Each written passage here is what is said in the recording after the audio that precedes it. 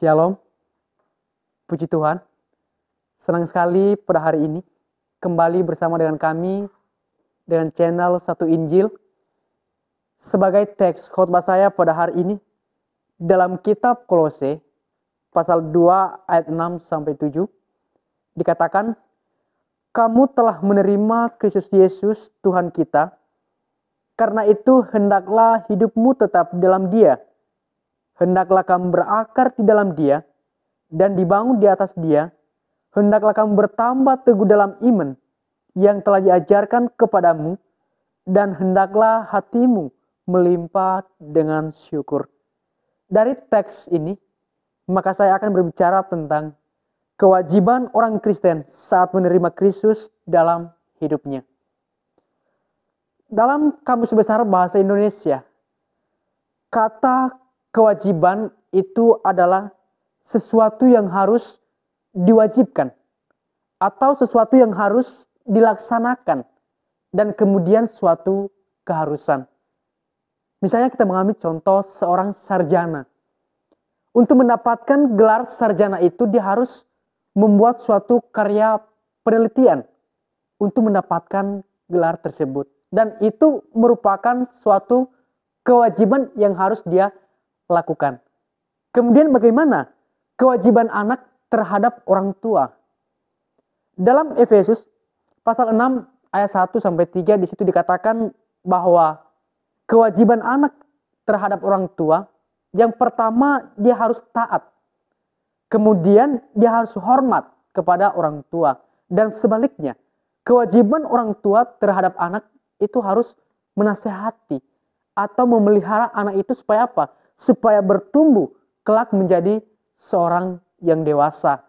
Kemudian kita bisa mengambil contoh seperti mahasiswa-mahasiswi di North Sulawesi School of Bible Studies, di mana kewajiban mereka adalah yang pertama mereka harus belajar. Di samping juga mereka belajar, mereka harus menyelesaikan setiap tugas yang diberikan oleh dosen kepada mereka. Lalu bagaimana dengan kita sebagai orang Kristen? Saat kita menerima Yesus Kristus sebagai juru selamat hidup kita, apa yang menjadi kewajiban kita?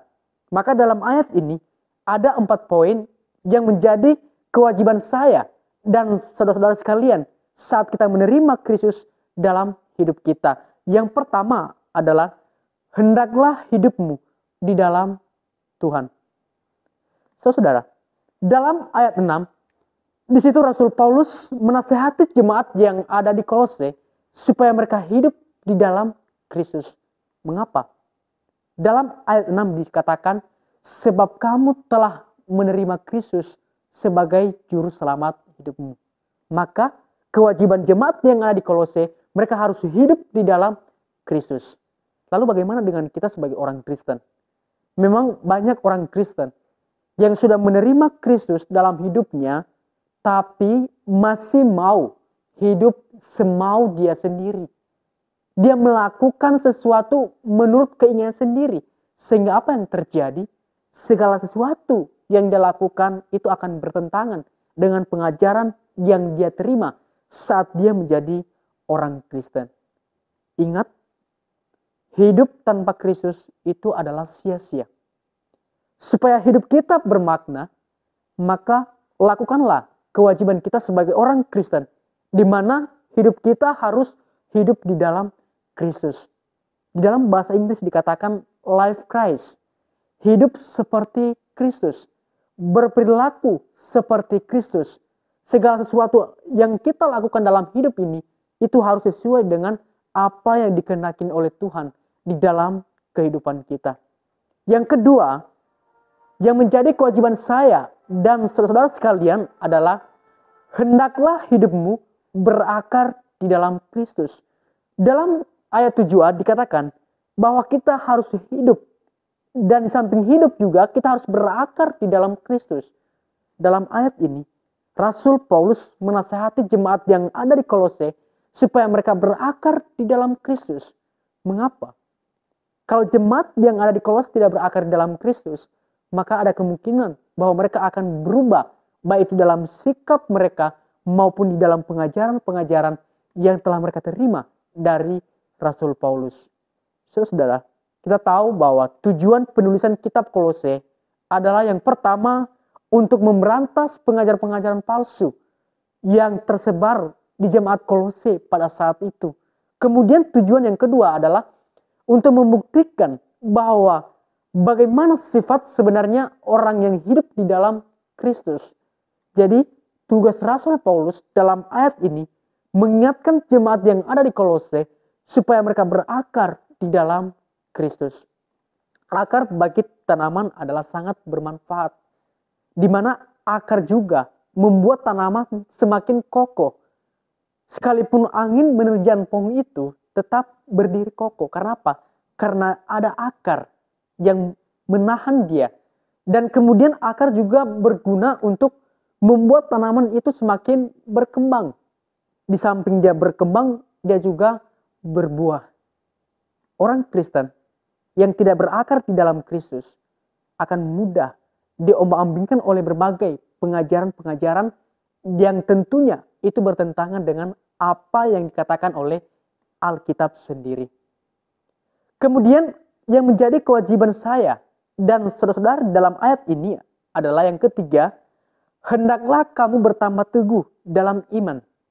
Dalam Kolose 2 ayat 7b, di mana Rasul Paulus juga mengingatkan jemaat yang ada di Kolose supaya mereka bertambah teguh di dalam iman. Kenapa? Karena mereka telah menerima pengajaran, jadi mereka harus bertambah teguh di dalam iman supaya mereka kuat menjalani kehidupan mereka sebagai orang Kristen dan menjadi pengikut Kristus. Lalu bagaimana dengan kita sebagai orang Kristen? Bagaimana supaya kita bertambah teguh dalam iman dan pengajaran yang kita terima? Kita harus memupuk dengan apa? Yang pertama kita harus membaca Alkitab.